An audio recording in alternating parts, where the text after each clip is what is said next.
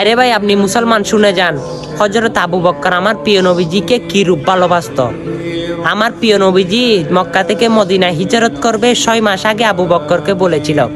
তখন আবু বকর আর ঘুম দেয় না, বিছানার সাথে পিঠ লাগায় না, দরজার কিনারে দাঁড়িয়ে আছে রহমাতাল লিল আলামিন কখন আসবে আর আমাকে হিজরতের জন্য ডাক দিবে।